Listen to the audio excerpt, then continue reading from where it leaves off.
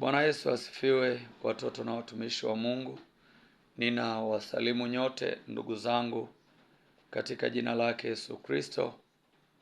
Mlioko Tanzania, kule Kenya, Rwanda, Jamhuri ya Kidemokrasia ya Kongo, Burundi, Afrika ya Kusini, Zambia, Msumbiji, Malawi, Namibia na mataifa mengine ambayo watu wa Afrika ya Mashariki wanapatikana. Na popote ambako ujumbe huu utafika kwa njia ya mitandao mbalimbali, magrupu ya WhatsApp, Facebook, Instagram na kwingineko. Ninamshukuru Mungu nikiwa ni sehemu ya Watanzania, lakini nikiwa sehemu ya watumishi wa Mungu.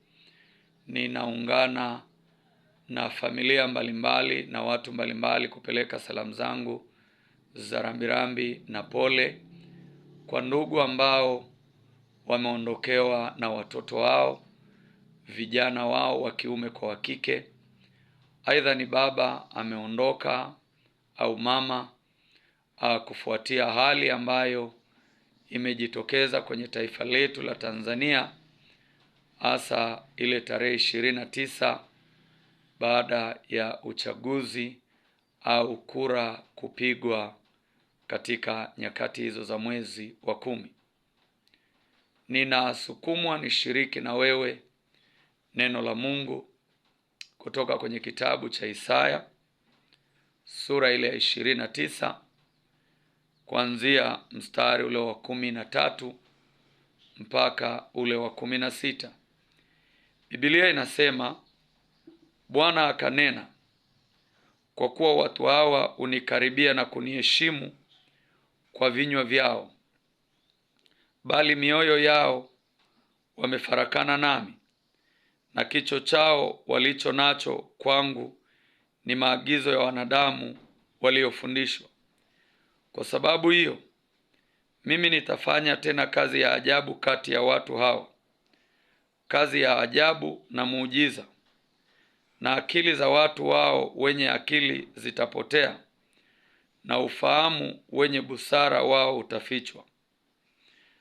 Ole wao wanaojitahidi kumficha Bwana mashauri yao, na matendo yao yamo gizani, nao husema, ni nani atuonaye? Nani atujuaye?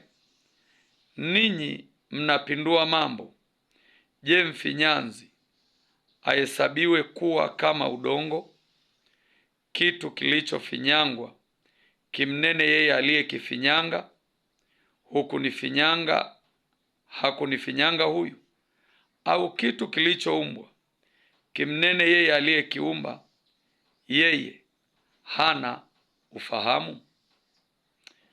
Wana wa Mungu, ujumbe huu unatukumbusha juu ya namna ambavyo mwanadamu anaweza akafanya utekelezaji wa mambo mbalimbali ambayo amepewa kuyafanya kwa amri, kwa sababu ya mamlaka alionayo mtu mwingine. Haijalishi kwamba wewe ni mtumishi wa Mungu, ni mtumishi wa serikali, uko kwenye shirika lisilokuwa la kiserikali.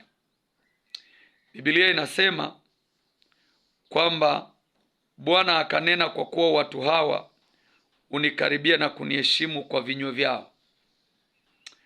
Uovu ni hali iliyojificha kwenye moyo wa mtu, na tulipoona juu ya matukio haya, unaweza ukaona picha mbalimbali ambazo ziko kwenye mitandao zikionyesha namna ambavyo matukio yalikuwa ni mabaya, wengine wakionekana wamefuatwa manyumbani mwao na katika mazingira ambayo hayakustahili kabisa watu kupoteza maisha, walipoteza maisha. Sasa asili ya uovu hukaa ndani ya moyo wa mtu, na mtu mwovu huonekana kwenye matendo au matukio. Biblia inasema kwamba watu hao unikaribia na kuniheshimu kwa vinywa vyao. Unaweza ukawa ni muumini wa mahali fulani, haizuii wewe kufanya dhambi, kumkosea Mungu, kwa sababu uovu ni jambo la siri. Lakini pamoja na hayo, Biblia inasema bali mioyo yao wamefarakana nami. Kama mtu amefarakana na Mungu, hawezi kuwa na mahusiano mazuri na wewe. Ninachotaka kusema hapa ni nini? Mahusiano yako na Mungu, wewe unayenitizama na kunisikiliza kupitia ukurasa huu, ni bora zaidi kuliko mtu au watu ambao umekuwa ukiwategemea.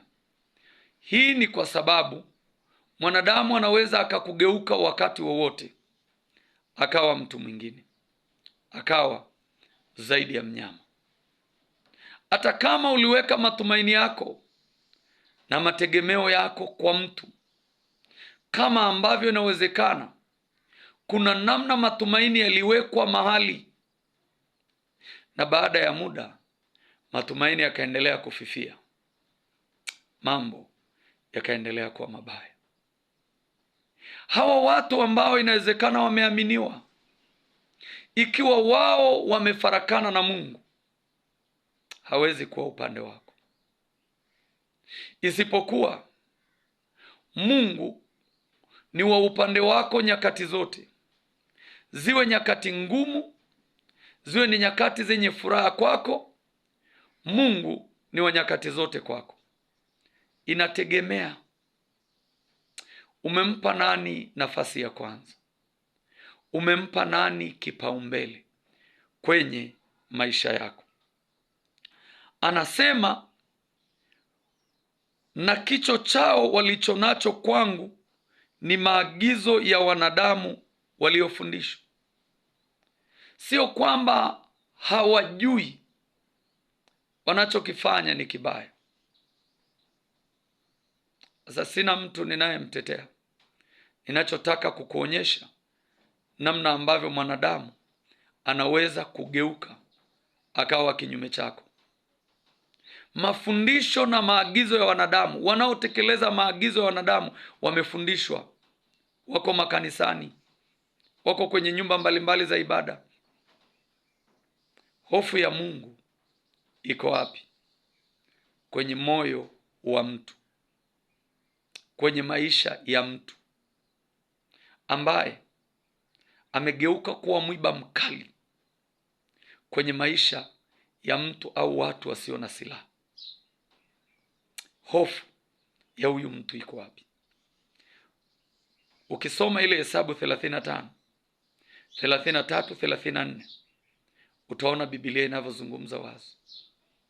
Hakuna sadaka itoshayo kuifidia au kuilipa damu ya mtu. Tunahitaji rehema za Mungu kama nchi ya Tanzania. Tunahitaji rehema za Mungu juu ya ardhi ya Tanzania, kulingana na damu zilizomwagika. Tunahitaji kumwomba Mungu aturehemu, airehemu hii nchi. Kwenye Nyakati wa Pili 7:14 anasema, ikiwa watu wangu walioitwa kwa jina langu watajinyenyekesha, watatubu, wataacha njia zao zilizo mbaya, wakiniomba mimi, basi kutoka mbinguni nitasikia, nitawasamehe dhambi zao na nitaiponya nchi yao. Mungu azungumzi habari ya kumponya mtu. Kwenye ile andiko anazungumza habari ya kuiponya nchi. Kwa nini anazungumza habari ya kuiponya nchi? Kwa sababu hii nchi tayari imesha najisika kwa kupokea damu za watu. Kuna vilio visivyokuwa vya kawaida kupitia damu za watu. Imeandikwa kwenye Mwanzo 4:9 mpaka 12. Mungu anazungumza na Kaini akimuuliza, Habili ndugu yako yuko wapi? Kaini akamjibu Mungu, mimi si mlinzi wa ndugu yangu. Lakini sio hivyo tu, akamwambia, damu ya ndugu yako inanililia kutoka katika ardhi, na ardhi imefungua kinywa ikapokea damu ya ndugu yako. Kwa hiyo uwe na uhakika kwamba ardhi ina kinywa, imepokea damu za watu wangapi? Damu za watu wangapi zinalia kwa sababu ya maagizo na mafundisho, aidha watu ambayo wameyapokea kutoka kwenye nyumba mbalimbali za ibada, lakini mioyo yao imefunikwa na uovu. Uovu haumzuii mtu kuwa mtu wa imani fulani au mtu wa ibada fulani, wa nyumba fulani ya ibada. Uovu utajitokeza tu nyakati na majira. Biblia inasema kwa sababu hiyo mimi nitafanya tena kazi ya ajabu kati ya watu hao. Anasema kazi ya ajabu na muujiza. Ni nini ambacho Bwana anakwenda kukifanya Tanzania? Anaenda kuifanya kazi ya ajabu kwa nyakati na majira ambayo yeye amepanga. Jambo hili wanaweza wakaelewa waombaji, mtumishi wa Mungu ambaye ni muombaji. Hii kazi Mungu anayekwenda kuifanya, anaifanya kiroho kwanza, matokeo yake yataonekana mwilini. Kwa hiyo kila ambaye ni mtumishi wa Mungu na muombaji, liko jambo Mungu atakwenda kufanya katika nchi hii. Kila atakayesikia, masikio yake yatawasha. Kwa nini? Ana kazi anayokwenda kuifanya, tena ni kazi ya ajabu, ni kazi iliyojaa miujiza. Anasema na akili za watu wao wenye akili zitapotea, na ufahamu wao wenye busara wao utafichwa. Kwa hiyo mategemeo yataondolewa kabisa na kile ambacho mtu anakitegemea, kwa sababu liko jambo Mungu anakwenda kulifanya. Anasema ole wao wanaojitahidi kumficha Bwana mashauri yao. Ole wao wanaojitahidi kumficha Bwana mashauri yao. Wanapambana kuficha uovu. Uovu haufichwi. Usipotubu dhambi mbele za uso wa Mungu, dhambi yako itabaki, na zingine zimeandikwa kwa kalamu ya chuma na wino wa dhahabu. Kitakachofuta ni damu ya Yesu.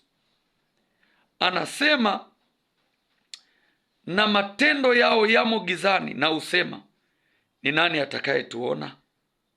Ni nani atuonayo? Ni kweli unaweza ukamficha mwanadamu uovu wako, ukatumia maarifa na ujanja wa kila namna, lakini Mungu aishie sirini anaona, anajua. Ni swala la muda, ni swala la muda.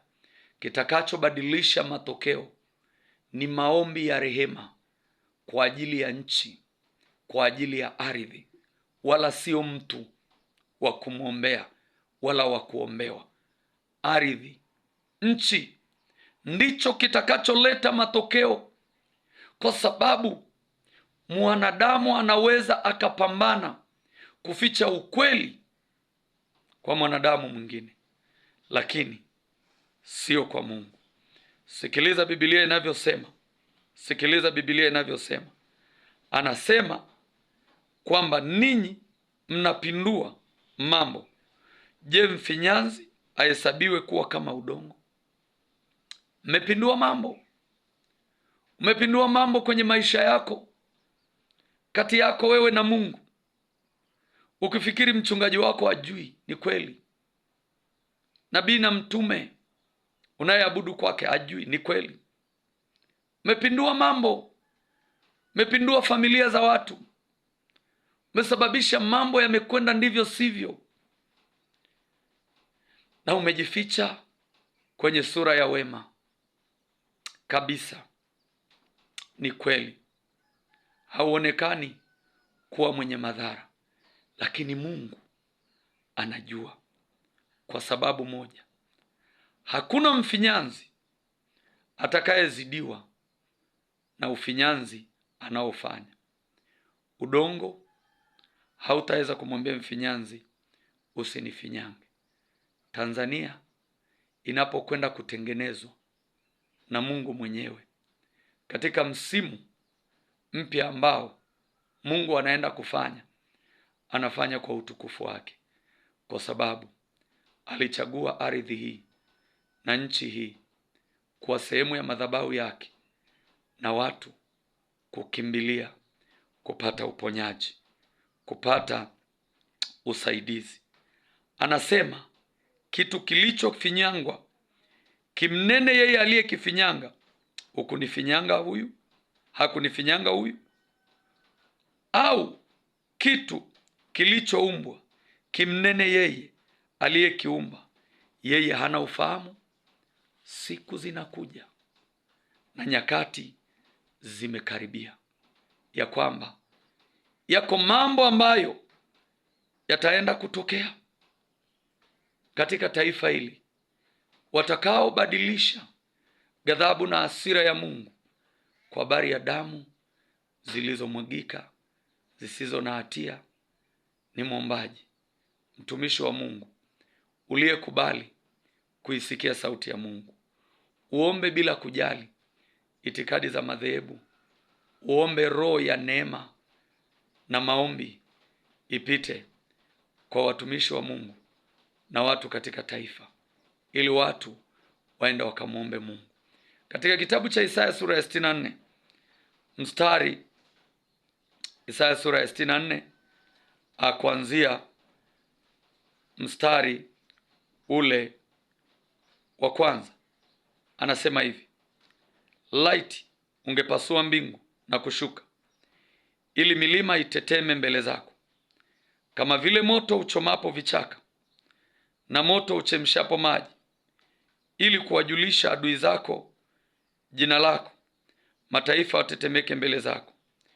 Ulipofanya mambo ya kutisha tusiyoyatazamia, ulishuka milima ikatetemeka mbele zako. Maana tangu zamani za kale watu hawakusikia, ila wewe atendaye mambo kwa ajili yake amngojaye. Wewe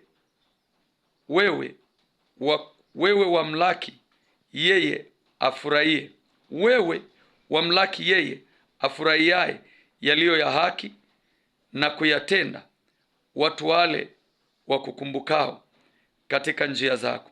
Tazama, ulikuwa na hasira nasi tulitenda dhambi. Tumekuwa katika mambo haya muda mwingi, nasi je, tutaokolewa? Kwa maana sisi sote tumekuwa kama mtu aliye mchafu, na matendo yetu yote ya haki yamekuwa kama nguo iliyotiwa unajisi. Sisi sote twanyauka kama jani, na maovu yetu yatuondoa kama upepo uondoavyo. Tena hapana aliitiaye jina lako ajitahidie akushike, kwa kuwa umetuficha uso wako, nawe umetukomesha kwa njia ya maovu yetu. Maombi ya rehema, maombi ya rehema mbele za uso wa Mungu yataiondoa ghadhabu ya Mungu na hasira ya Mungu kwenye maisha yetu na kwenye nchi yetu na kwenye familia. Chukua hatua kumwomba Mungu. Omba kwa ajili ya nchi yetu ambayo imeingia kwenye historia ambayo haikuwahi kutizamiwa. Wakati wa ghadhabu ya Mungu kuondolewa kwa maombi ya toba na rehema kwenye nchi ndio huu. Kama hujawahi kumwomba Mungu kwa kiwango ambacho wewe mwenyewe ukuwahi kudhani, huu ndio wakati, kwa sababu inawezekana kabisa usipoomba ukakumbwa na madhara ambayo ungeondoa kwa njia ya maombi. Mungu mwenye mamlaka yote, wewe ni baba yetu, Mungu unayetujua. Ulijua kuumbwa kwetu na ulijua kwa nini wewe umetuweka Tanzania mikoa mbalimbali, ukatupa lugha ya Kiswahili, ukatupa makabila ambayo kwa makabila yetu tutaelewana, lakini kwa Kiswahili tutaelewana pia. Mungu, tumekutenda dhambi wewe peke yako. Tulifikiri jambo hili linawahusu aina fulani ya watu, lakini Bwana, tumeona changamoto isiyokuwa ya kawaida. Ninaliombea kanisa la Tanzania, ninawaombea watumishi wako Tanzania.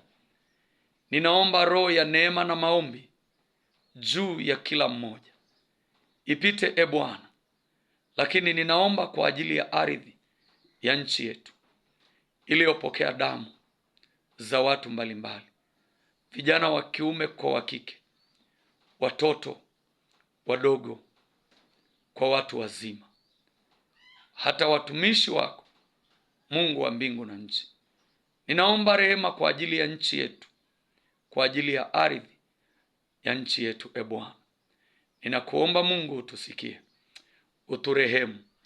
Unapotujia kama taifa, rehema zako zitangulie, kwa sababu mzigo wetu hauchukuliki. Ninaomba utusaidie kukusikia na kukuelewa, ili tufanye sawa na mapenzi yako. Asante Yesu Kristo uliyekufa msalabani kwa ajili yetu. Katika jina la Mungu Baba na Mwana na Roho Mtakatifu. Amen.